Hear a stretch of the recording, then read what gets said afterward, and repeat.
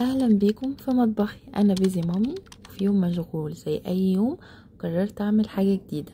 يعني بدل ما نعمل اكله سريعه زي كل يوم، قررت اكون ايطاليه بس اليوم واحد.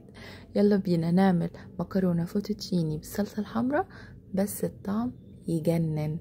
لكل نص كوبايه دقيق، بيضه ورشه ملح. تقدروا تستخدموا المقادير المناسبه ليكوا ولعدد افراد اسرتكم. وبعد كده هتفضلوا تعجنوا كويس لحد ما يكون كتلة واحدة. وعايزة اقول لكم ما تقلقوش لو لقيتوها ناشفة شوية، لان العجينة بتاعتها بتبقى متماسكة جدا. فلو هي متماسكة اكسترا ممكن تحطوا كام نقطة مية. ودي خطوة كده اختيارية، لو عندكم عجان هيسهل عليكم للعجن ان انتوا تفضلوا تعجنوا 10 دقايق. انا مشفتش حد بيعملها ولكن هي سهلت عليا.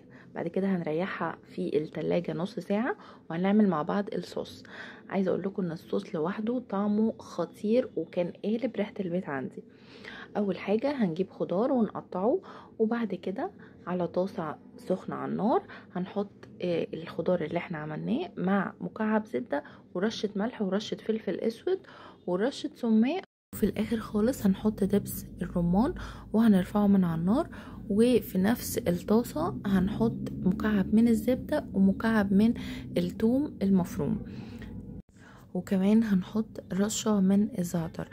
تقدروا تستخدموا زعتر فريش او زعتر مجفف.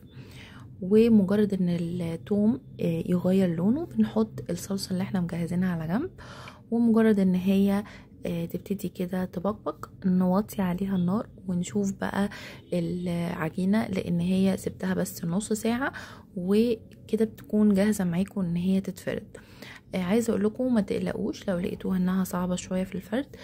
طبيعي، هي عجينه مختلفه عن اي عجينه تانية. وببتدي اشكلها زي ما انتم شايفين كده في الفيديو وبقطعها شرايح. طبعا تقدروا تعملوا اشكال كتيره جدا، ممكن نبقى نعمل فيديوهات تانية عن اشكال، وكمان بيبقى فيها محشيه. بصوا مش هجوعكم، خلينا في الوصفه دي النهارده.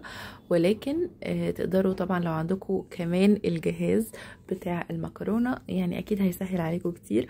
ولكن هي شكلها كده عشوائي وجميل وفيه ارت كده، يعني لا حلو. بس كده بنبتدي بقى نغلفها ونحط كل وجبة كده مع بعض، وبنحطها على النار. المية تكون بتغلي 5 دقايق مش اكتر، وبتطلعوها على الصلصة على طول. ما ينفعش ان انتوا تسلقوها وتحطوها على جنب، يعني لازم الستيب دي قبل التقديم. وبتقدموها مع اي حاجة. انا قدمتها مع فراخ مشوية وبس كده. ودي كانت طريقة تقديمي للطبق.